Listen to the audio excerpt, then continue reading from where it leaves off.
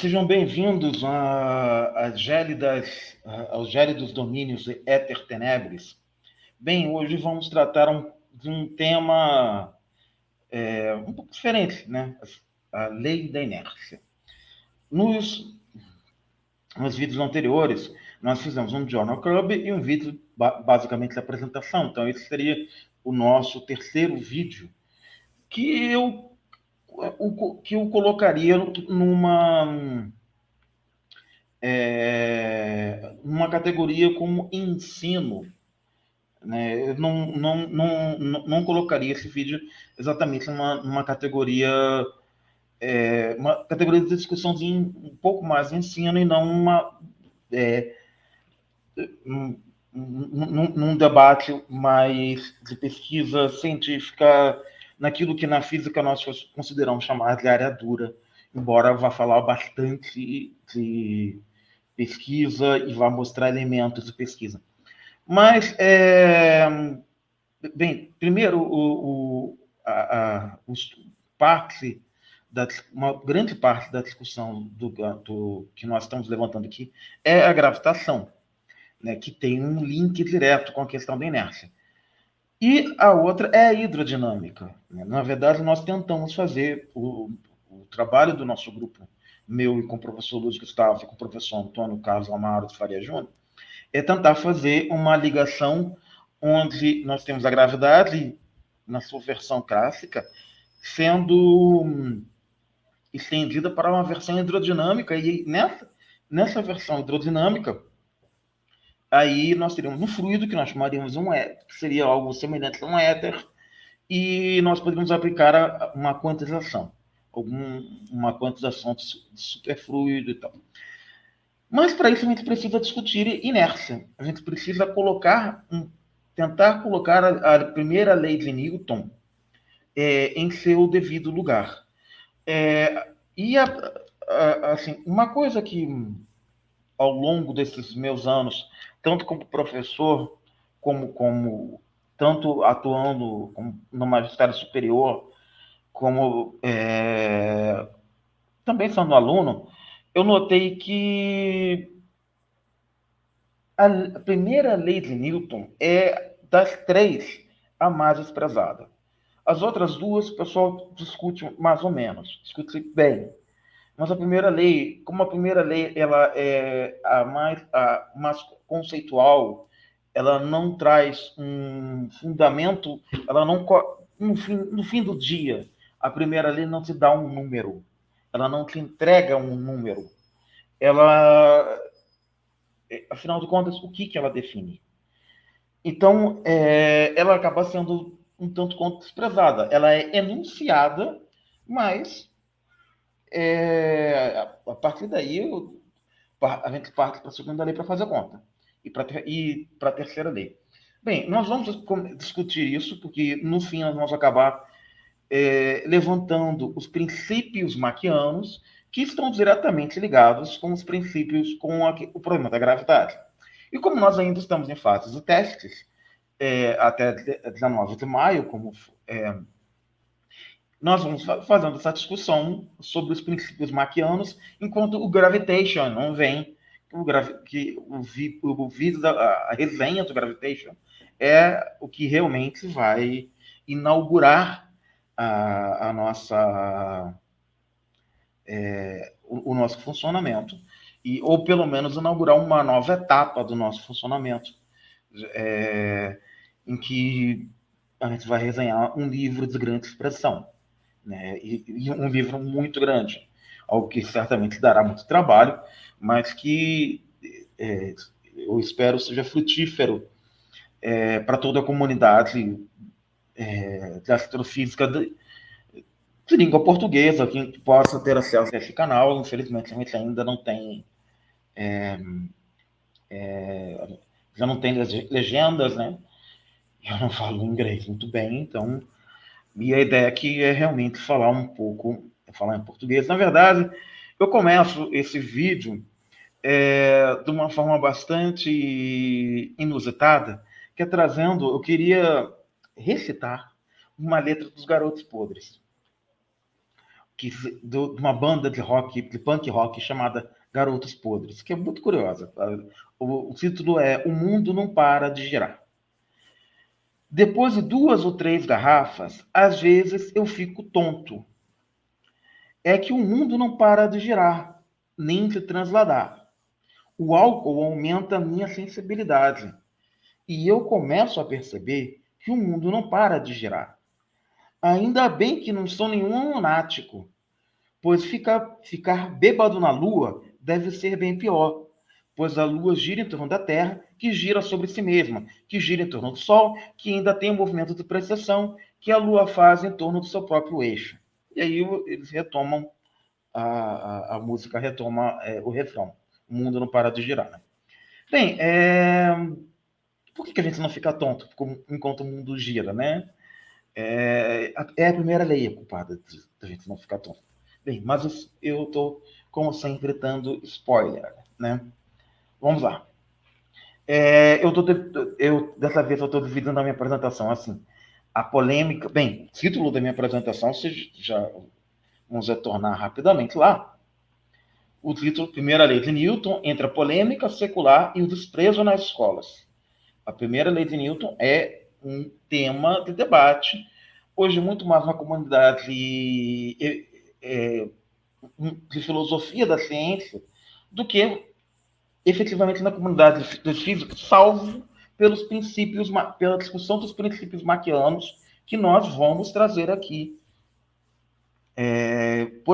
Por esses princípios estarem na origem da relatividade, em certo sentido. E há uma pretensão, eu não sou um filósofo da ciência, não sei se eu tenho maturidade para isso, mas pelo menos há uma pretensão de tentarmos aqui, a partir desse vídeo, tentar entender, eu acho que o termo correto seria tentar entender até onde Mach influenciou Einstein, ou o que Einstein realmente usou dos trabalhos de Ernest Mach, das propostas de Ernest Mach. Então, nós vamos tentar mostrar as polêmicas, né? Já não sei como que é desprezada a primeira lei no ensino, tanto médio quanto superior. Eu já ministrei curso de física e a gente passa muito rápido, né, pela primeira... Eu espero que algum aluno meu veja esse vídeo, que algum ex-aluno meu, e venha comentar alguma coisa, se acrescentou algo, não foi a eles, né? Assim, eu acho que seria, por favor, façam isso, os alunos que virem esse vídeo. Bem, mas eu divido a minha apresentação da seguinte forma. A polêmica secular, momentum, uma corrente conservada, a simetria de Galileu ou simetria de translação, a definição de velocidade e a simetria de translação, referenciais inerciais conservam a simetria de translação, referenciais inerciais, uma idealização, a inexistência de referenciais no vácuo, a segunda lei e a quebra da simetria de Galileu, forças inerciais e referenciais inerciais, espaço absoluto versus espaço relacional, a profundidade do experimento do balde de Newton. Newton usa um balde com água para experimentar. E isso é uma das maiores polêmicas da física, sim, uma polêmica da física que tem mais de 400 anos, envolve um balde com água pendurada numa corda. A resposta primar ao experimento do balde e o problema da causalidade, a fonte da inércia, massa inercial e carga gravitacional, referenciais inerciais e relatividade especial, e o efeito inercial na relatividade especial. Bem, esses dois últimos tópicos, eles vão ser tratados apenas de forma... os três últimos, de forma introdutória, onde cada um deles em si já seria suficiente para mais do que para uma apresentação de mais de 1 hora. Então, vamos à discussão, né? Bem, a polêmica secular. Eu trago aqui uma referência que mostra um pouco da... Eu não sou um historiador da ciência, mas que mostra que lá desde Aristóteles a discussão da inércia, do que seria inércia, isso passou por um conceito que eles chamavam de ímpetus. Um dia a gente pode fazer um vídeo com um historiador da ciência que possa explicar um pouco mais o desenvolvimento disso, se é que há interesse da nossa parte em fazer essa discussão. Mas é uma discussão interessante. Não sei se ela coincidiria muito com os nossos objetivos aqui, mas eventualmente visitar o conceito de inércia para quem está tratando dos problemas do vácuo gravitacional, como é o nosso objetivo, pode ser algo importante, porque a gente está tratando com algo muito fundamental. Então, revisitar como foi a construção de conceitos fundamentais pode ser algo que ajude. Na ciência, os caminhos nunca são tão claros, por isso os caminhos, em geral, sempre são tenebrosos e gélidos. Bem, vamos lá, então. Eu usei, para fazer essa citação e para mostrar a história, que é a história da discussão do problema da inércia, que é uma história longuíssima, foi essa aí. Vocês podem... Esse trabalho foi publicado nos cadernos de ensino da Universidade de Brasília. Eu recomendo que vocês deem uma olhada. Ou seja, hoje não vai ser um Journal Club, que vai pegar um artigo e deduzi-lo inteiro, como foi da outra vez. Nós vamos usar uma quantidade razoável de artigos e muitos deles, inclusive, vão ser apresentados hoje, mas decorrerão em apresentações individuais, pois merecem, no mínimo. Né? Então, a gente vai anunciar aqui a primeira lei. Essa é apenas a primeira vez que ela vai ser anunciada nessa apresentação. Todo o corpo continua em seu estado de repouso ou de movimento uniforme em uma linha reta, a menos que seja obrigado a mudar esse estado pelas forças impressas nele, por forças que ele sofre. Então, um corpo, ele conserva o seu estado de movimento. Bem, essa formulação ela é muito abstrata e muito intuitiva, mas o Newton não tinha outra coisa a fazer, porque esse era o caminho, era o que estava... A ciência ela se desenvolve com as ferramentas que ela tem no momento. Não há como o cientista ir além das ferramentas que ele tem. Ele pode especular, mas... então, essa formulação, do jeito que está dada, ele é muito difícil de ser explicado. Claro que a gente recorre ao ônibus, tá aí a referência, eu tirei ela, né? Que é da Revista Brasileira de Ensino de Física. A gente recorre à freada de ônibus, a gente, né, o ônibus está andando a velocidade constante, ele dá uma freada. A gente recorre ao conceito de movimento retilíneo e uniforme. E isso é o que a gente explica. Não, basicamente, um referencial, a primeira lei estabelece o que seria um movimento retilíneo e uniforme. E ela estabelece o que seria um referencial com movimento retilíneo e uniforme. Então, isso é uma linguagem que é muito estranha, né? Ou seja, você está andando em linha reta. Primeiro, isso é um problema. Hoje em dia, a gente sabe que dizer o que é uma linha reta na física é algo muito confuso, porque a física ela lida com várias geometrias, em particular na relatividade. Na relatividade geral, a gente lida com diversas geometrias. Eu estou mostrando aí 3 exemplos só. São basicamente os exemplos, mas existem variantes deles.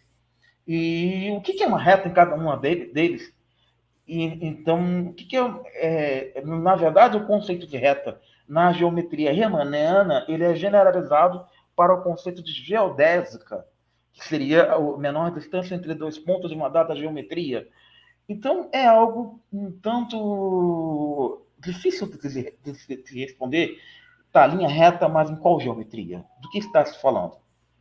Bem, a resposta do Newton, e não poderia ser outra, é a única geometria possível, a geometria do tabuleiro de Go, que é, né, a geometria que a gente tem, o universo que está aí. Newton concebe o universo como um palco dado. Os fatos e o universo, o palco onde os eventos ocorrem, ele está dado e ele não é modificado pelos eventos. Então, ele é algo absoluto. E nesse sentido, ele é absoluto. Porque ele é anterior aos eventos, os eventos ocorrem nele, mas ele também não é modificado pelos eventos. Então, nesse sentido, esse palco é absoluto. Então, esse é o conceito de espaço absoluto do Newton. Então, percebe como está muito mais filosófico, né? E o que são essas tais forças? Bem, a gente, no curso de Física 1, a gente dá exemplos da vida cotidiana da gente, né? Do que seriam as tais forças. Ou seja, nós damos exemplos intuitivos. E, bem, a coisa não é bem assim, né? Tem um trabalho muito recente, que é o trabalho do Ellis, eu ampliei aqui para que foi publicado em 65. Ele tenta responder ele tenta dar uma resposta à questão das forças. Vamos ver então o que diz o Ellis. Acerca da primeira lei, para poder responder a questão das forças. Isso está. Bem, vamos lá. A forma, eu tirei isso desse artigo, Fundamentação Empírica das Leis Dinâmicas de Newton. Como você vê, e você pode ver que é um artigo de 96, que o artigo discute se empiricamente essas leis têm uma fundamentação.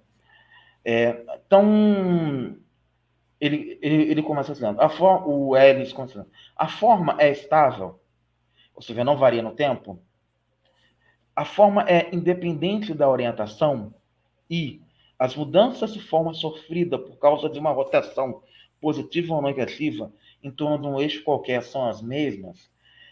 E ele tenta estabelecer, em outras palavras, o que seriam as leis de Newton. Mas, para mim, eu acho que para a maioria das pessoas que lê isso aqui, trocou 6 por meia dúzia. Assim, o que é forma, tudo muito subjetivo. Não, não me diz muita coisa, né? Então, aí o Ellis ele tenta de novo, né? A forma é estável, inicia com isso, ou seja, a forma da linha reta, né? Isto é, não varia com o tempo, os, as coisas não mudam, né? Os cientistas têm horror às coisas mudam. Os cientistas sempre procuram coisas que sejam constantes. Sempre porque as coisas que não variam, elas são referência para aquilo que varia. Se tudo está variando, como é que você vai tomar alguma coisa de referência? Então, é complicado. Então, discutiram o que é um referencial na verdade, o que a gente está fazendo aqui. O que é um referencial? Né, a forma é independente da orientação e as mudanças de forma sofrida por causa de uma rotação positiva ou negativa em torno de um eixo qualquer são as mesmas. Bem, critério aplicável apenas a corpos sólidos. Isso aí, se o corpo não for sólido, porque a forma é estável e você então, não tem deformação, então isso não pode ser aplicado, então não serve. Tem falta de generalidade. Uma nova tentativa do Ellis. Vamos lá. Todo corpo tem uma componente de aceleração relativa na direção de todo outro corpo do universo. diretamente proporcional à soma de suas massas, inversamente proporcional ao quadrado. Ou seja, aí o Elis ele tenta enfiar a gravidade no meio, né? Mas é subjetivo também assim. Elas não estão encontrando uma formulação que realmente, e eu teria essa discussão do Elis, desse artigo aqui, que são os fundamentos empíricos das leis de Newton, vocês vão entender no decorrer da apresentação em que sentido ele está questionando os fundamentos empíricos. Ele não está dizendo que elas não são corroboradas pela experiência. Elas são corroboradas pela experiência, não é isso. Ele está querendo dizer que, na verdade, as leis de Newton são convenções. E, né, pelo menos do jeito que elas estão escritas. Então, elas não seriam leis num sentido mais em que elas poderiam ser provadas por princípios que não as precedessem, que elas poderiam ser deduzidas de algum experimento ou generalizadas, sem serem que, na verdade, para ele, o problema do autor, o problema do Silvio Sena Shibeni, é que as leis de Newton elas são definidas por experimentos que a gente já sabe que respeitam elas. Então, é uma definição em ciclo. Então, logicamente, isso não faria sentido. Então, ele está fazendo uma discussão de lógica. Né? Muito bem. Bem, eu recorro aqui a um trabalho, porque hoje em dia a gente discute a discussão do éter de referenciais não inerciais e de referenciais preferidos está em pauta na física. Então, eu trago um trabalho que discute referenciais preferidos, que é o trabalho da Bassett. Esse trabalho foi publicado no Journal High Energy Physics, é um jornal de altíssima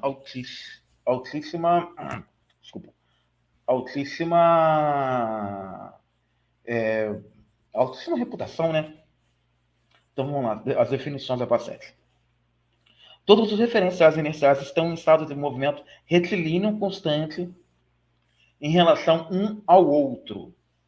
Então, se você tem um conjunto de referenciais, e é interessante, porque se você tem um conjunto de referenciais que eles concordam em si, entre eles, que eles todos estão em movimento retilíneo uniforme, né? Você tem um referencial ali que é inercial.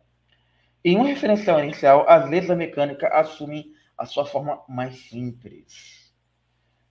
Aí já não é tão subjetivo, né? Porque quando você pega, se você estiver rodando num carrossel, você tentar descrever o que está acontecendo, descrever as forças que estão atuando sobre você, surge a tal da força centrífuga, que não é uma força, e que é uma força de inércia. Então, às vezes, então não ficam simples, as leis de movimento elas ficam mais complicadas, né? Porque você tem uma força a mais, que na verdade seria uma manifestação da conservação do movimento e não uma força. Então realmente fácil. Isso aqui parece que está mais legal. Em uma estrutura inercial, a primeira lei de Newton, a lei da inércia, é satisfeita para qualquer movimento livre de interações. Então, o objeto ele teria que estar razoavelmente isolado de interações, teria que definir o que é uma interação, olhar para o objeto é uma interação. Será que, por exemplo, na mecânica quântica, olhar para quando você qualquer medida que se faça na mecânica quântica, olhar para um objeto na mecânica quântica, quer dizer que você vai jogar fótons sobre ele. E o objeto os objetos quânticos são tão sensíveis que ao lançar fótons sobre eles, você vai perturbá-los. Então, ele não está isolado mais. Então, isso é um problema assim, no mundo clássico, talvez isso não seja um problema, mas no mundo quântico isso é um problema enorme.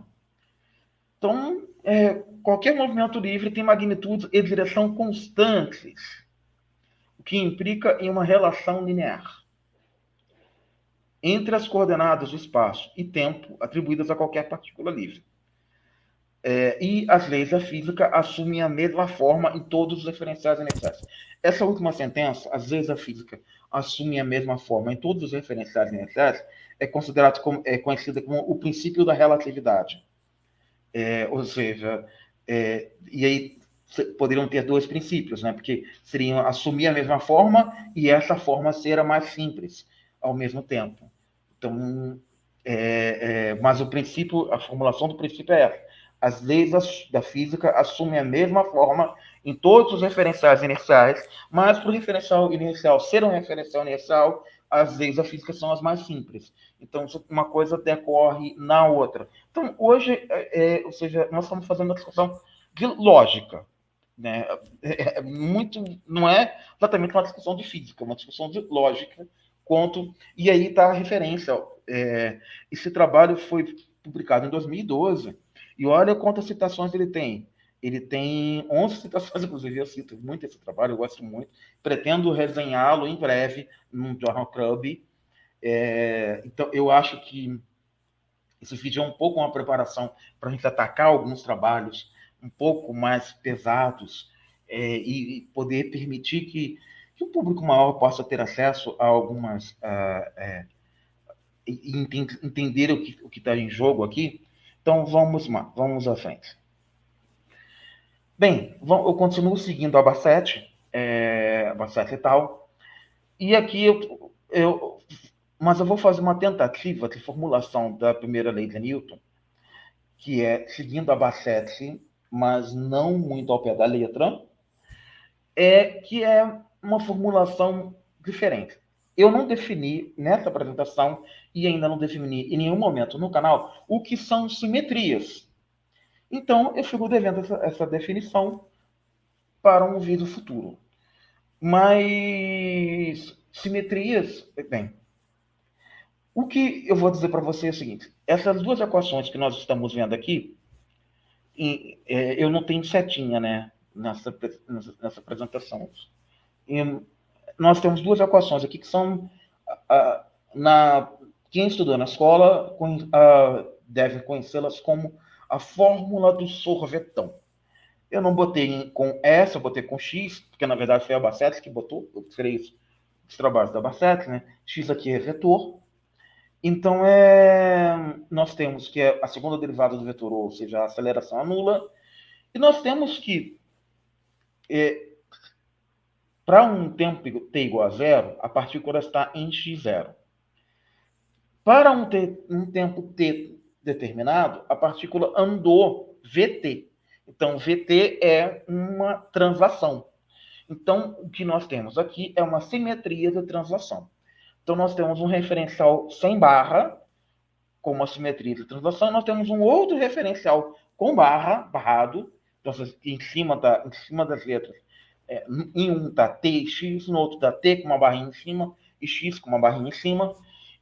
Nós também temos uma translação. As translações V0 barrado e V0 não são necessariamente iguais, e as outras grandezas também não são necessariamente iguais. Mas a forma linear, essa forma aí, é nos dois referenciais.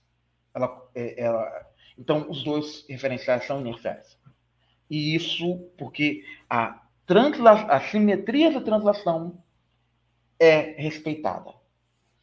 Bem, então, mas no futuro, em breve, nós vamos tratar do que é uma simetria e vamos apresentar como uma área da matemática, que é uma área da matemática que trata das simetrias na física.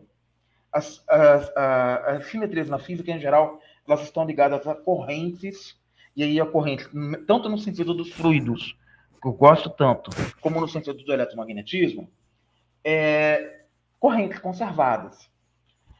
Mas isso aqui está ligado, esse conceito está ligado ao trabalho de uma matemática chamada Emily Noether, que vou falar apenas Noether, né? Fica apenas Noether. Acho que é Amelie Noether. Que talvez seja a mãe da física moderna, por ter concebido o princípio da minimação, que um dia nós vamos discuti-lo aqui também, né? Que fez a física dar um salto enorme, porque a física passou a ser tratada, boa parte da física passou a ser tratada por princípios de mínima ação, ou seja, aquilo que se gasta menos energia. Então, vamos lá, vamos continuar.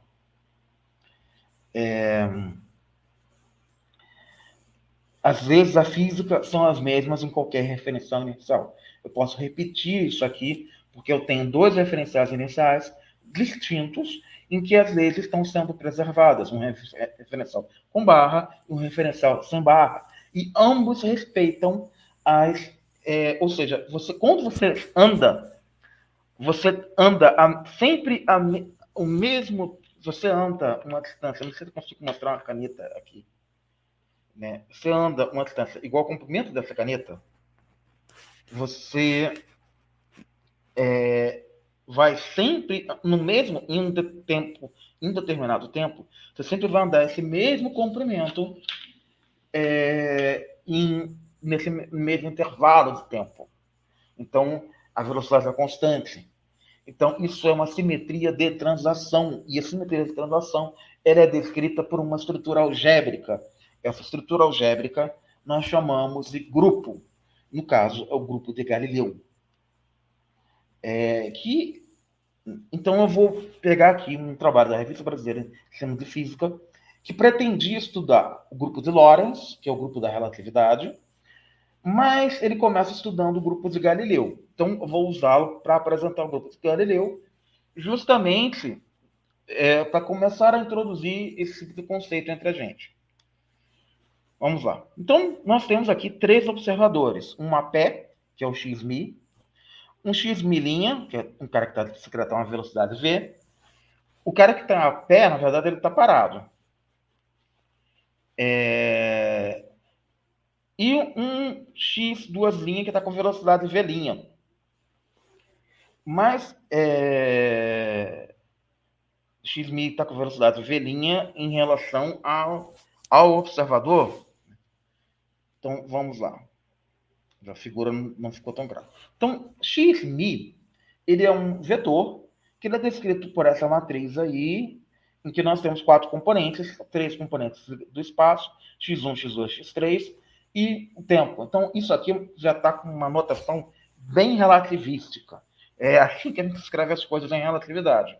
Embora ainda os conceitos de relatividade ainda não estejam, relatividade restrita e geral ainda não estejam colocados, a gente está escrevendo as coisas de uma forma muito parecida, né?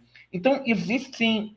Eu vou converter xmi para xmi', e, para tanto, eu preciso de uma matriz de conversão, que essa matriz representa a translação.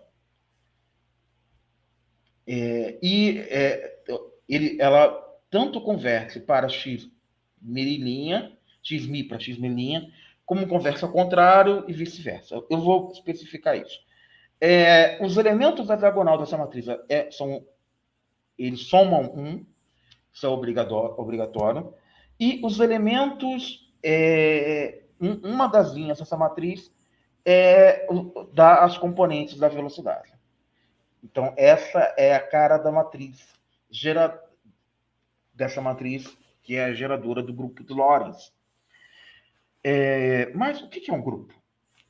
Um grupo é um conjunto de coisas. No caso, são conjuntos de transformações cinemáticas, conjunto de funções cinemáticas. Pois bem. Vamos. Tá. E aí eu tenho. E esse conjunto, ele respeita algumas. Ele tem uma operação definida dentro dele. Então, os membros desse conjunto são as transformações cinemáticas representadas pela matriz G, e o produto matricial da matriz G, GV, produto GV', dá GV duas linhas. Quando V duas linhas é igual a V mais V'. Então, ou seja, o produto das duas implica na soma dos parâmetros que são, no caso, que são as velocidades, né? Então, usualmente, o produto de matriz é associativo. Então, isso já nos garante um grupo. O elemento neutro é a própria matriz da identidade. 1, com as velocidades todas V1, V2, V3 nulas. Essa é uma transformação cinemática de repouso, porque a velocidade é zero. Então, o elemento neutro significa você continuar em repouso. Para todo GV pertencente ao grupo G, tem um inverso. Então, para toda velocidade V, eu tenho a velocidade menos V. Então, eu posso ir em uma direção e posso voltar. Então, nesse sentido, isso são as propriedades de um grupo, e essa matriz ela respeita. Eu estou anunciando, eu não estou demonstrando, porque o objetivo hoje é realmente fazer uma discussão mais filosófica e não tão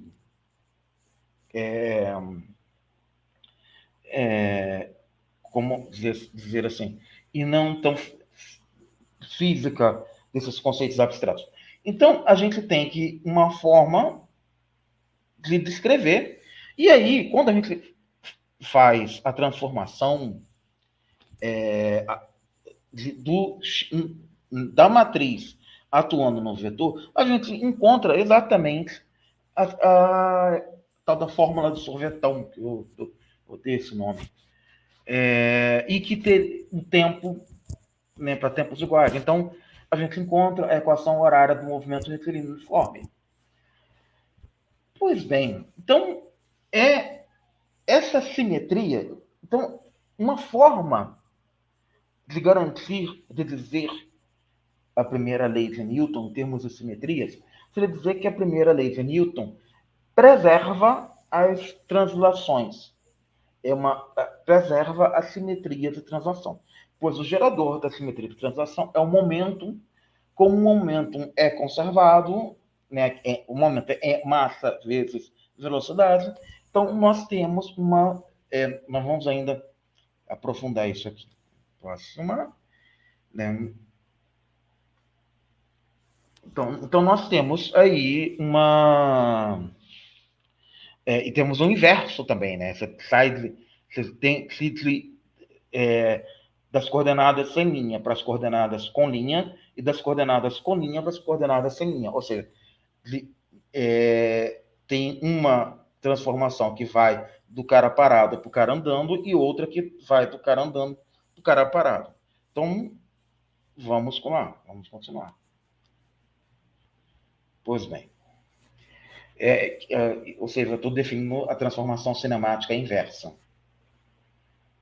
Né? Ok. E aqui você tem uma composição de transformações, quando eu saio do linha para duas linhas. Ou seja, eu saí do sem linha para uma linha e do uma linha para duas linhas. Então, tem duas transformações se sobrepondo. A regra de fechamento de grupos obriga que essa terceira transformação também respeite a simetria de translação. Então, tá aí o que eu falei, que nós estamos compondo duas vezes, né? É uma dupla composição. Acaba que às vezes eu adianto.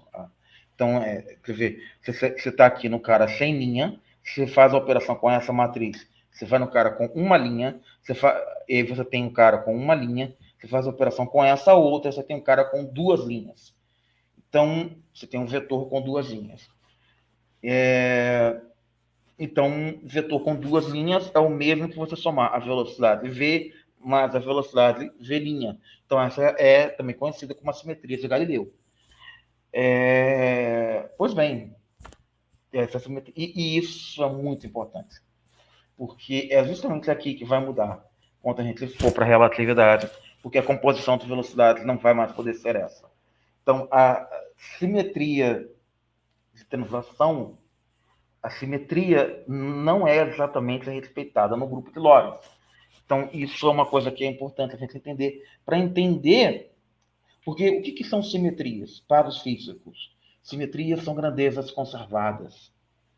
E como a gente está sempre procurando coisas que ficam constantes, e se nós temos o critério de simetria para estabelecer aquilo que é constante, nós temos também o critério de, quando quebrar a simetria, dizer que isso não é mais constante.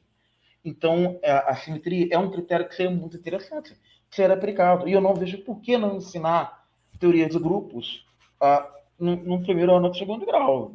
Assim, bem, a gente ensina função, né? E ensina muito mal ensinado, que, em geral, é o problema do ensino de funções no primeiro ano do segundo grau, recorre na faculdade ao problema do pessoal não entender cálculo.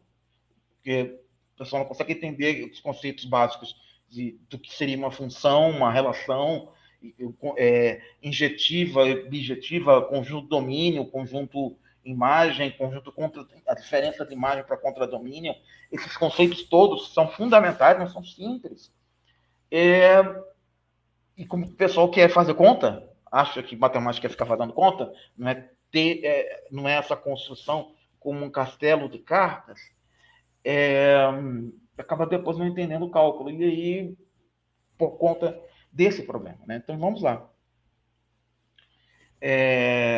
Eu, no próximo slide, eu vou mostrar para vocês o referencial do vácuo. Esse aí é o referencial do vácuo. Exatamente.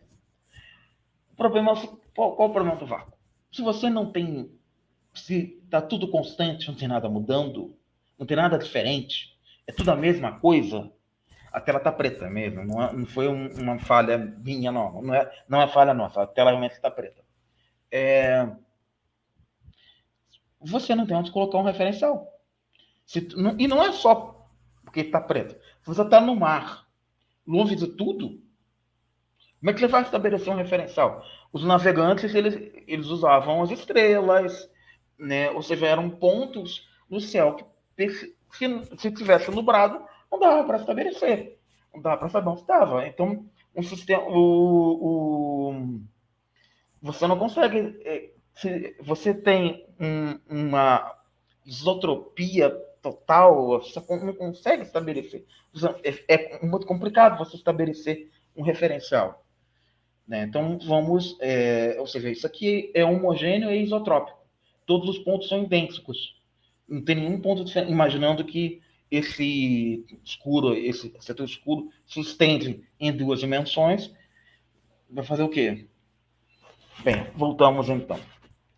O centro de massa mostra que os referentes... Aí eu queria trazer uma discussão.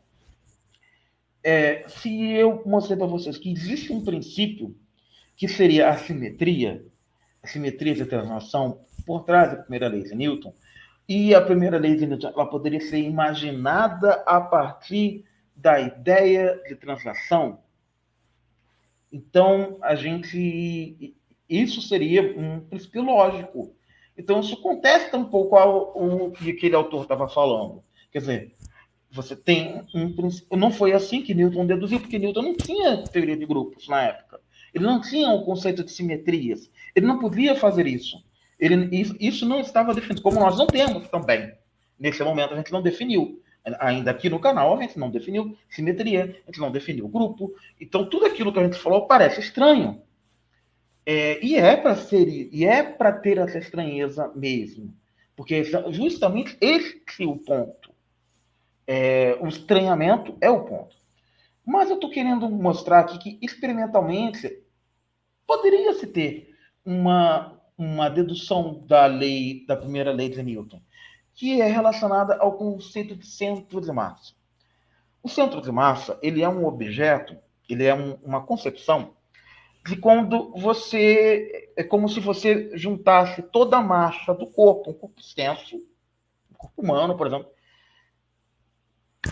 num único ponto. Então, ele é dado matematicamente por essa relação aí. Você faz a soma, imaginando que são pontinhos de massa, se não forem pontuais, é uma integral, né? E aí você encontra onde que está o tal do centro de massa. O centro de massa, para as componentes do corpo, ele está sempre em movimento retilíneo uniforme. Ele está sempre em... Ele é sempre o referencial mais simples, porque ele representa o encontro de todas as forças, de todas as ações e reações. É o centro de massa. Então, o centro de massa, ele é um homem de Neandertal, naquela imagem do filme 2001, Uma Odisseia no Espaço, em que ele joga o osso para o alto, ele veria o osso rodando em torno de um ponto, e esse ponto é o centro de massa. Então, ele poderia jogar um outro osso com uma distribuição de massa diferente e veria que também vai rodar em torno de um ponto. A partir daí, ele poderia começar a deduzir, ele poderia começar a... E aí, poderia se brincar de gangorra, poderia, para testar o equilíbrio, poderia se brincar de carrossel. Então, haveriam formas experimentais. E você pode pegar uma tábua em cima de um ponto de equilíbrio, né? Tentar colocar pesos, rodar e ver qual o ponto que equilibra. Então, você poderia encontrar que o centro de massa é o ponto em que o movimento é mais simples. E, então, ele é o referencial inicial, porque nele todas as forças. Porque o problema não é ter forças aplicadas a um corpo. A segunda lei de Newton, ela não diz que, não tem, que tem que ter força. Ela diz que a soma das forças. Então, se a soma das forças for nula, por exemplo, eu estou sentado aqui, aqui no momento. Existem forças aplicadas a mim. Tem a pressão do ar, tem a gravidade, tem a normal da Terra, a normal da cadeira me jogando para cima, o meu peso para baixo. Então, né, a soma dessas forças todas é zero. Então, eu sou um referencial inercial, embora não seja um referencial inercial se levar em conta que a Terra está rodando. Só que para todos os corpos, para tudo aquilo que está rodando junto com a Terra, esses corpos eles estão rodando com o mesmo momentum. Para eles, o momentum é conservado. Então, eu sou um referencial inercial porque eu também estou com... Então, a conservação do momentum é uma lei importante, né? Ou seja, para tudo que está à minha volta, a não ser que tenha uma força, nada vai sair andando à toa. E então, a lei de Newton vale. A primeira lei vale. A lei da inércia vale quando você vê um carrossel na escola do seu filho. Quando você vê uma criança brincando do carrossel na escola, no parque, onde quer que seja. Então, mesmo que a Terra esteja rodando, todos nós estamos também. Então, as forças internas não alteram de um corpo, elas não alteram o estado do movimento do próprio corpo. Então, bem, com o conceito de centro de massa, a gente conseguiria estabelecer a primeira lei. Porque aí, no centro de massa, nós conseguiríamos estabelecer as ações. Talvez fizéssemos o raciocínio ao contrário, da terceira para a primeira. Talvez, ou seja, talvez a lei que hoje é a terceira, se a gente seguisse essa lógica, fosse a primeira. Mas uma ideia de constituição, de construir as três leis de Newton, se colocar no lugar dele para tentar construir as leis, que é o objetivo, aqui tentar entender, que é o que a gente tem que fazer quando é estudante que mas vai tentar usar as leis de Newton. Então, e é o que um problema, porque daqui a pouquinho, quando a gente for estudar a relatividade geral, as leis de Newton falham. Então, vamos lá. Vamos seguir. É, uma forma uma proposta de experimento é um cara coroa com a moeda, né? Você vê que a moeda está equilibrada, é só você jogar cara e coroa. Se com um grande número de lançamentos, o número de caras foi igual ao número de coroas, a moeda está equilibrada, ou seja, ela tem, se não, ela está deslocada. E aí você consegue definir que tem aonde que está o centro de massa da moeda. Então você consegue definir aonde que o movimento é mais simples, né? Aonde que as forças se anulam, é no centro de massa. Então vamos lá. Né? Ou seja, a brincadeira de... E na época do Newton já podia brincar esse cara coroa porque já tinha moeda há muito tempo.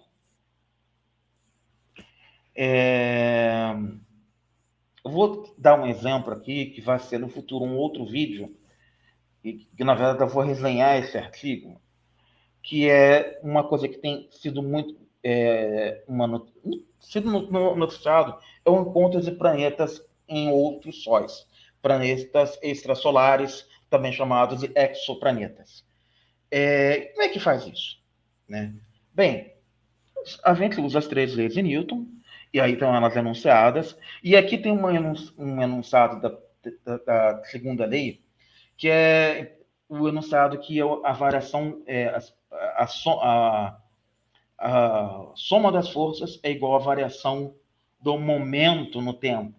Então, isso aqui concebe que o momento é uma corrente conservada, que o momento, que é o gerador das transações, ele tem que conservar. Ou seja, então você não tem nem variação de massas no tempo, que é a equação 1, nem variação da velocidade. Né? Ou pelo menos esses dois elementos se anulam, se tiver.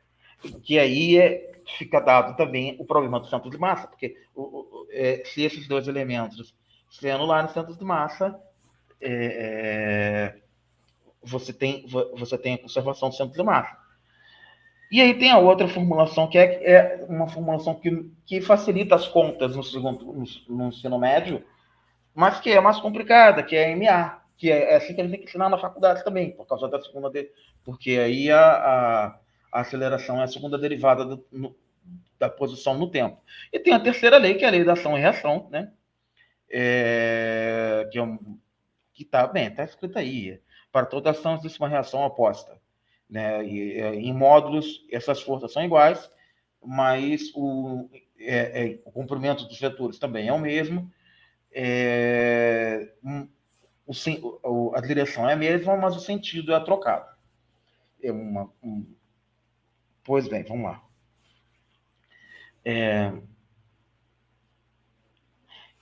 Bem, e como eu estava dizendo, né? Você não precisa estar isolado para que a primeira lei venha a valer. Não tenha. O problema é o somatório das forças. Se o somatório das forças sobre você for nulo, você não precisa estar isolado. Você é um referencial inercial. Então, nesse momento, o somatório das forças sobre mim é nulo, porque eu estou em repouso em relação ao outro, à Terra.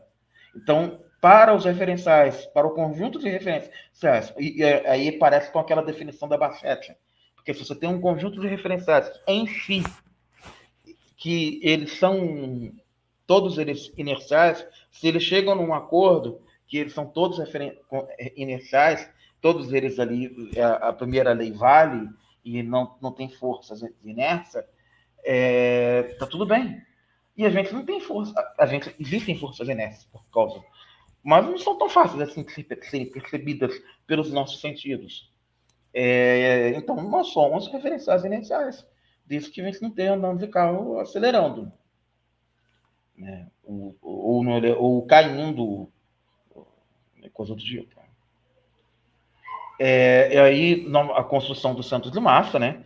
Que a origem é colocada no centro de massa, e nós estamos aqui discutindo exatamente um sistema que é tipo um alter. Você tem uma estrela, cadê minha mão? Aqui. Ele não mostra as luzes. Você tem uma estrela e um planeta rodando em torno dela. Então, como é que a gente determina, como é que a gente vê que tem um planeta? E é isso que esse artigo explica, e que eu vou explicar de forma curta aqui para vocês. Então, você tem esse sistema que é de uma Volterra, onde tem uma desigualdade muito grande de massas. Na verdade, os dois objetos, a estrela e o planeta, eles orbitam em torno do centro de massa. Aqui no sistema solar, por exemplo, só Júpiter tem um centro de massa fora do Sol, porque só Júpiter tem massa para isso. Os outros têm todos o centro de massa fora, dentro do Sol. Mas o centro de massa não coincide com o centro da Terra, com o Sol, por exemplo, não coincide com o centro do Sol. Então, o Sol, ele balança com a rotação da Terra, quando a Terra roda em torno dele. Porque, na verdade, ele está rodando em torno do centro de massa. Então, isso aí, eu trago de volta a letra dos Garotos Podres, né? Que você não faz sentir o efeito. Porque você não sente, o efeito da rotação você não sente, porque você está dentro do sistema. Então, você não sente o efeito da rotação. A não ser que você tenha referenciais próximos que te denunciem que você está rodando. Aí, ou seja, você tem um outro referencial que ele vai te denunciar. Mas como todos os referenciais em volta também estão com a mesma regra que você, então, para você é um referencial inercial. E foi isso, essa foi a vantagem da definição da Bassett aqui, ó. Foi aquela definição. Eu avancei?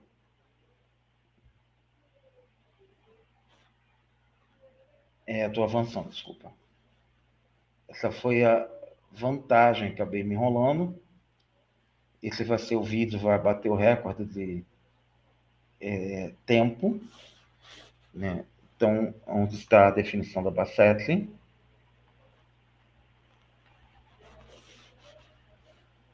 Caramba, eu avancei tudo. Fui lá para o final. Eu queria ir para trás. O problema do balde já aparece. Um monte de relógio ali. Então, eu queria chegar aqui, ó. Eu queria voltar nesse slide rapidinho aqui. Todos os referenciais iniciais estão em um estado de movimento retilíneo constante em relação um ao outro. Eles não estão acelerando. Então, assim, tem que existir um conjunto de referenciais iniciais. Se você tem um conjunto de referenciais iniciais, e como você sabe que para o referencial inicial, as leis da física são as mais simples, esse é o princípio fundamental da relatividade, então nós temos a validade da primeira lei, que está no referencial inercial. Então você não precisa estar isolado, você só precisa estar junto a um conjunto de outros referenciais que tenham a mesma regra de preservação do momento, de preservação da simetria de translação que você. Então é essa que eu acho que é esse o salto de qualidade que a ideia de simetria traz, né, traria para o ensino da primeira lei de Newton, né? Porque na verdade você consegue estabelecer uma coisa, inclusive com regras de relógios, muito simples, que é a translação. Bom, você andou tanto, então se conserva, você começa a estabelecer para a garotada que é possível, que o problema é encontrar qual é a grandeza que se conserva. Que isso é uma coisa que não fica claro, que isso que a física faz. Ela procura a grandeza que se conserva. E a busca por simetrias, a simetria é um conceito de conservação. Então, eu acho que isso que seria um salto de qualidade. E aí eu tenho bem, eu falei da conservação, e quando não se conserva, nós temos a famosa equação do movimento retilíneo uniformemente acelerado. Né? Então, esse termo da aceleração é o termo que quebra. Você ainda tem a translação segundo uma velocidade constante, mas você também tem aceleração. Então, você não vai mais percorrer distâncias iguais em intervalos de tempo igual. E perceba, aqui está ao quadrado.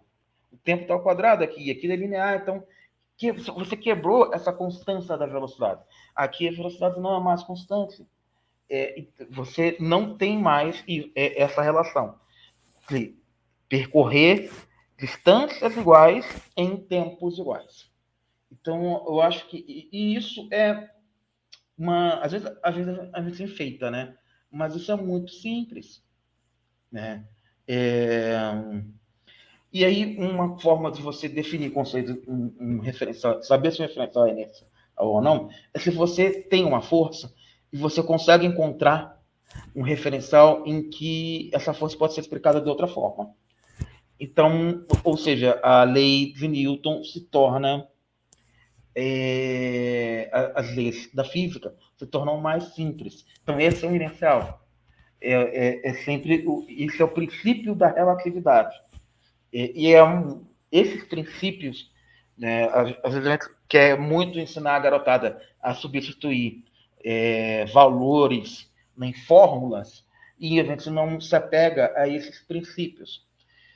Bem, agora eu quero voltar a discutir espaço absoluto, que era a concepção do Newton, né, que é o tabuleiro de Go, contra o espaço relacional. Eu escolhi essa figura da BBC News porque eu achei ela muito engraçada e muito útil porque eu estou querendo fazer. Porque o espaço na relatividade, ele é justamente concebido como em cada ponto você tem um relógio e uma régua.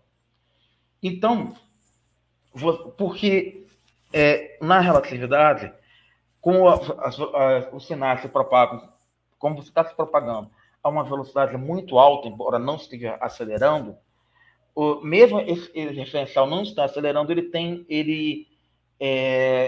alguns problemas. Eles têm, porque a comunicação se dá pela luz, e a luz tem uma velocidade finita. Então, se você está andando a uma velocidade comparável à velocidade da luz, a definição de referencial inercial tem que sofrer mudanças.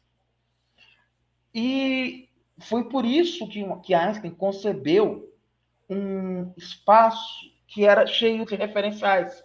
Um espaço porque você teria que, para conseguir medir alguma coisa, os referenciais teriam que se sincronizar. Então, cada um iria mandar um sinal de luz, como você sabe a distância, como eles saberiam a distância entre um e outro, saberiam o tempo que a luz percorreu, saberiam a velocidade da luz, saberiam a distância que a luz percorreu, saberiam a velocidade da luz, e aí iriam se sincronizar. Então, eu disparo um sinal daqui para o Sol está a 8 minutos de luz aqui.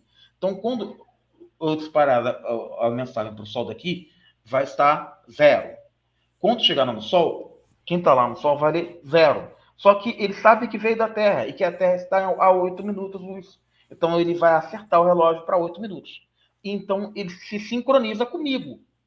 E assim para todos, para a próxima Centauri, que está a 4 anos-luz aqui, eu mando o sinal para ela com 0. Tempo igual a 0. E aí, quando a luz vai chegar lá daqui a 4 anos. E aí, quando a luz chegar, ela vai, quem estiver lá, o observador que estiver lá, vai saber que veio da Terra, que esse sinal veio da Terra e que demorou 4 anos. Então, ele vai acertar o relógio dele para 4 anos. E assim vai. Então, essa é a concepção do Einstein, um espaço que a gente chamaria de um espaço todo ele composto de referenciais. E isso é muito parecido com o que pensava o mar. Mas só que o mar não tinha esse problema. Ele não tinha o problema da sincronização dos relógios.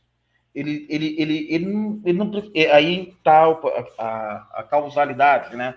A estrutura causal da relatividade, que é o cone de luz. que um fenômeno só pode ser causa de outro se estiver dentro do cone de luz.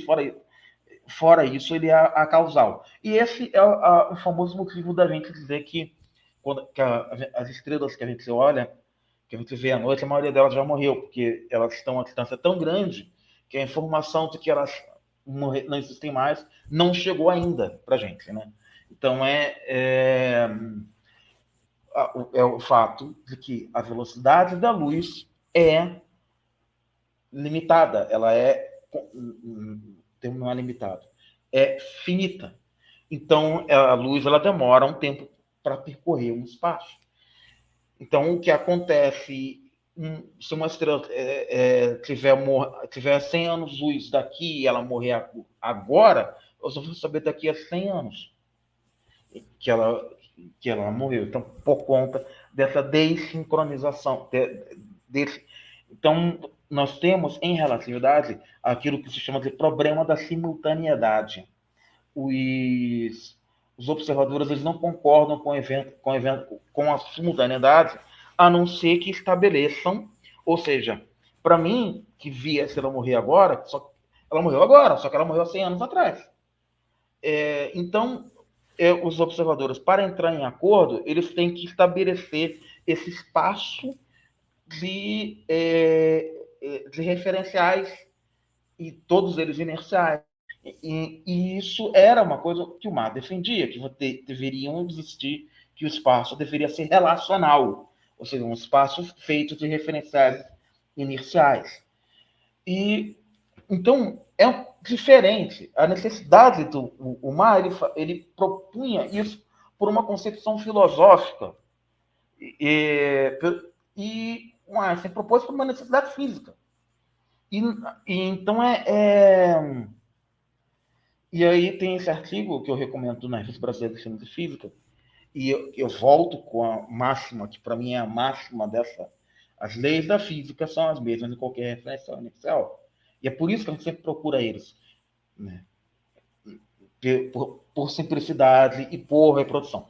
Então, eu quero explicar esse conceito de espaço relacional usando o conceito do Baldwin, tal do Baldwin, o polêmico Baldwin, que eu tirei a figura do livro do André Koch Torres Assis, que é um livro de mecânica relacional, que é mecânica clássica na concepção maquiana, que a gente pretende resenhar um dia aqui também, mas eu não vou seguir ele, eu vou seguir o artigo que eu tinha mostrado, esse artigo aí. Tá? Pois bem, então nós temos um balde com um balde está parado, né? Experimento do balde, que é um capítulo, que é o grande capítulo, né? Então ele está parado e aí você torce e pendurado numa corda, você torce e quando ele roda a água fica com essa formada abaloado aí, né? Aí qual era a resposta de Newton? A rotação da água é em relação ao espaço absoluto, né? Então, como tem esse espaço absoluto para o Newton, essa força que é isso que está gerando esse efeito na água, porque, ou seja, quem vai falar para a água, porque o conceito de referencial para eles era um conceito um tanto quanto ligado aos sentidos humanos. E a água não seria algo provido de sentidos humanos. Então, como é que ela ia saber que ela está no referencial que não é inercial? Né? Então, é uma coisa complicada. Né? A água, ela sofre uma... No fundo, a discussão aqui é quem é a fonte da inércia. Né? Quem dá inércia? Né? De onde que vem a inércia? Porque a gente define a inércia como uma dificuldade de mudar o estado do corpo. Mas quem dá a inércia, por que é assim? O que é? Assim, a carga elétrica, por exemplo, que é uma carga, que é uma carga, a gente sabe, é um conceito que faz mais sentido. A inércia é uma coisa nela por ela mesma. Então, por isso que o Newton falava nesses referenciais. E o mar o contestava, dizendo que não, que isso implicaria uma ação à distância. Porque a resposta do mar é que, na verdade, quem era a fonte da inércia seria o referencial das estrelas fixas. Só que isso implica, na concepção da relatividade de Einstein, isso implicaria numa imediata troca de informação, que é exatamente o problema pelo qual Einstein precisou criar uma mecânica relativística relacional, onde cada espaço é um referencial. Então, não é muito verdade que o mar inspirou Einstein, porque o conceito do mar do Einstein de referenciais, de espaço de referenciais, é diferente do conceito do mar. Inclusive, o conceito do mar não se aplicaria, teria problemas com a causalidade. Então, foi uma adaptação, não ao pé da letra. Mas a gente sabe, na verdade, que o que aconteceria é a viscosidade da água. E quem viu o Journal Club que eu apresentei, sabe que a viscosidade num fluido, ela comunica momento. Né? Então, o que seria a fonte da inércia aqui seria a viscosidade da água. Seria uma relação microscópica, que coloca novos problemas, porque definir viscosidade, definir momento numa forma microscópica é complicado. Então, aí a discussão de superfluidos hoje em dia, que a gente pretende chegar, né? Ou seja, nesse sentido é que entra a ideia do éter quântico, que seria um superfluido, né? Que ele fosse fonte da inércia. Então, ele não respeitaria as relações causais. O sinal não precisaria demorar, não teria velocidade finita. Ele poderia ir instantaneamente daqui para o outro lado da galáxia. Mas não é assim, né? Mas a pergunta continua. Qual é a fonte da inércia? O que gera... E o que é inércia, primeiramente? Bem, a inércia ela é materializada na física pela massa. Sim, aquela grandeza que a gente mede com a balança. Isso é a inércia. É a massa. Quando você tem um corpo extenso, a estrutura geométrica, a distribuição de massa, implica em momento de inércia, então isso também implica em inércia. Então a geometria também tem que ver com inércia, mas falando puramente assim, é a massa. Então nós retomamos aqui a primeira lei de Newton, que a lei da inércia é um objeto que se manterá em repouso ou em MRU, a menos que uma força externa atue sobre esse objeto. O momento P igual a mv mantém-se constante, ou seja, o momentum é constante, o gerador das translações é constante. Você percorre distâncias iguais em intervalos e tempos iguais. Então, você vai sempre se transladar de forma igual. A translação se preserva, que é a simetria.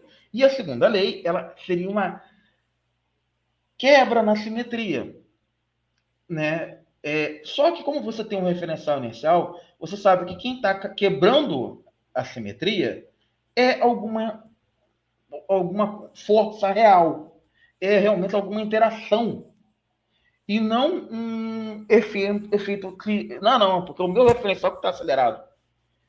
Esse o problema em a discussão dos engenheiros entre força centrífuga e a existência ou não da força centrífuga. Né? Então, discussão dos engenheiros, eterna discussão dos engenheiros e físicos. Né? Então, essa que é a questão. Você tem, a segunda lei estabelece que eu posso quebrar a simetria e que quando a simetria se quebra é porque um corpo está interagindo com o outro de alguma forma. Não está dada a forma que está interagindo. E aí eu quero fazer um parêntese para a relatividade. Né? Como eu já tinha antecipado, na relatividade, essa fórmula, a primeira fórmula que eu estou mostrando ali, ela fiz questão de botar as três, né?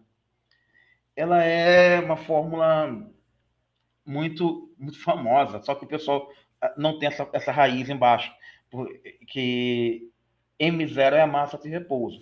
Se você faz V muito menor que C, ou V igual a zero, você tem M0 C². que é a fórmula que o pessoal conhece, que é mc². Só que o m, ele, na verdade, é um m igual a m0 com essa raiz aí embaixo.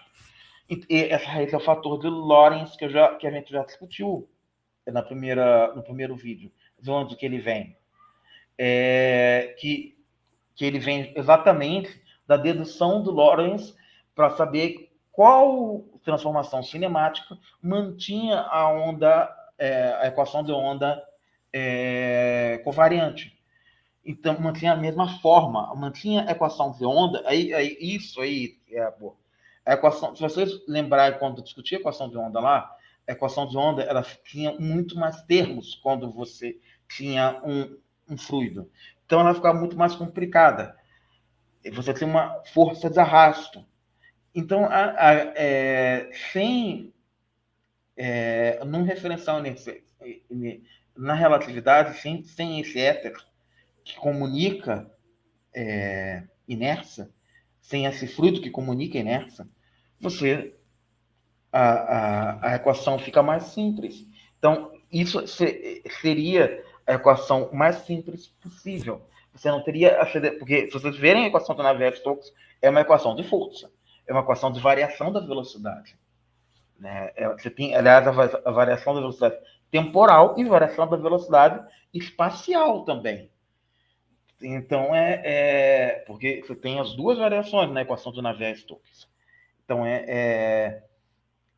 quando você faz aquela conta usando a equação do Navier-Stokes, e que na verdade não é a equação do Navier-Stokes, é só o lado esquerdo dela, que é a derivada material, e o fator de arrasto não tem um fluido, tudo se simplifica. E alguns termos desaparecem. Mas o preço que se paga é que a velocidade da luz, ela como o Lorentz provou, para manter a forma da onda invariante, nós temos que considerar esse tipo de transformação. Pois bem, e aqui tem também um momentum, e aí vocês veem que todo mundo aqui está a velocidade constante. Esse V ali, ele é constante, ele não varia, não tem força atuando aqui. E na relatividade a coisa é muito mais complicada. O momento para velocidades baixas, newtonianas, ele é m0v. Na relatividade ele tem esse termo extra, então a coisa se complica. Ou seja, você tem uma fonte extra de inércia. A inércia aumenta de acordo quanto mais alta a velocidade, não estou considerando que a velocidade está aumentando. Considera a velocidade constante, mas você pega uma partícula com uma velocidade constante, v. Aí você pega uma partícula com uma outra velocidade, também constante, só que mais alta que a primeira. Então, podem ser dois elétrons, para serem partículas idênticas. Esse segundo elétron mais rápido, ele vai estar com mais massa do que o primeiro, que está mais lento. Então, você tem uma outra fonte de inércia. A estrutura causal da relatividade é uma fonte de inércia. Porque a luz, por ser a luz a velocidade limite do universo, nenhum elemento material pode andar à velocidade da luz, a não ser que você consiga compensar. Porque, pensa, se você faz essa velocidade aqui igual a C, essa energia vai para o infinito. Você precisa de energia infinita para levar uma partícula à velocidade da luz. Então, isso é um absurdo. Então, isso é uma coisa que essas fórmulas aqui permitem que eu explique. A última fórmula, ela é muito interessante.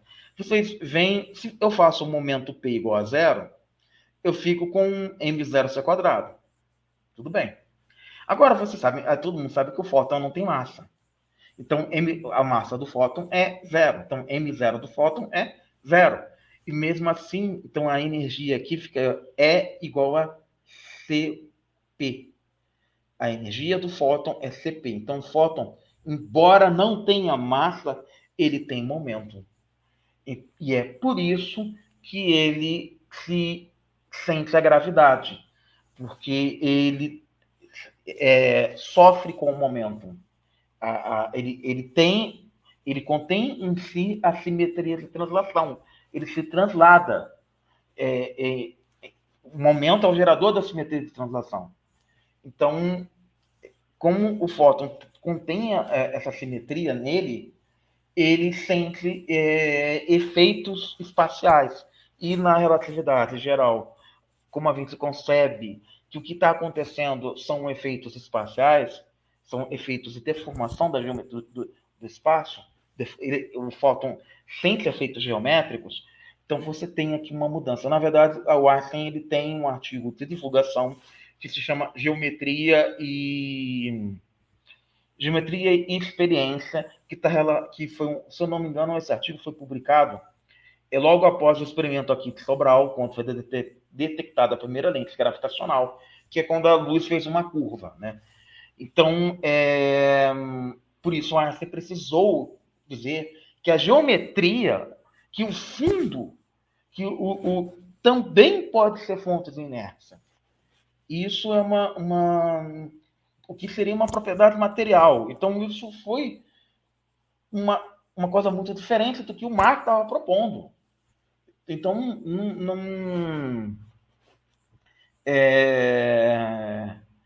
bem, essa discussão toda que eu fiz, já está com 1 hora e 21 minutos, ela indica que eu discordo desse autor, de que não possa existir uma fundamentação física das leis dinâmicas de Newton. Eu discordo mesmo, acho que não seria simples, mas poderia existir, mas ela, partindo da ideia do centro de massa e partindo da ideia de simetria, de translação, se chega facilmente nas leis de Newton, aí elas são daí facilmente deduzíveis. Eu pouco falei da terceira lei, né? A terceira lei, ela é lei da ação e reação. Ele diz que só serve para comparar massas, né? Na verdade, uma fonte de comparação de massas. Eu acho realmente que bem, não seria, não é isso. A gente continua então com a discussão, a gente já está terminando, com essa discussão aqui, que é essa longa discussão que faz o Mar para tentar discutir a razão das massas, a existência de uma dedução empírica, não é de uma comprovação, mas é de uma dedução empírica para a terceira lei. E ele fracassa pelos motivos que eu já contei, do que eu estarei. E isso foi isso apareceu num artigo recente, de 61, ou seja, você vê esse Structure of Science é uma revista de filosofia da ciência. Então, hoje, o debate aqui foi muito mais ligado à filosofia da ciência, né? Há um restinho desse debate que é um tema muito cabeludo para 1 hora e 23 minutos do vídeo, que é exatamente a discussão que eu vou apenas comentar e vou deixar para outro momento,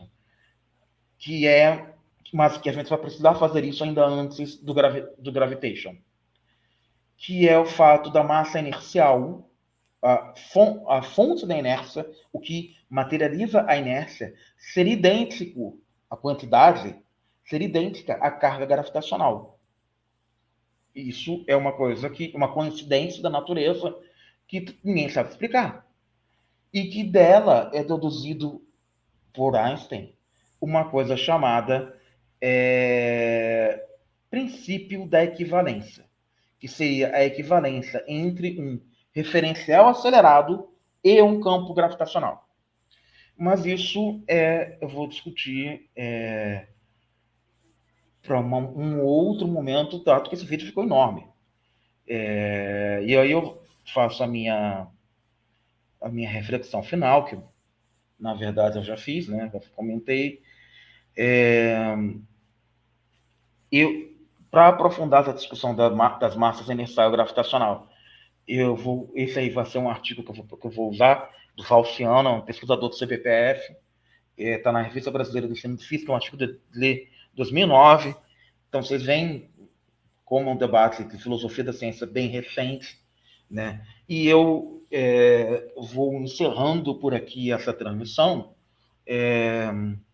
dizendo o nosso velho slogan, né? Sejam sempre, sempre muito bem-vindos aos gélidos domínios de Aether Tenebris.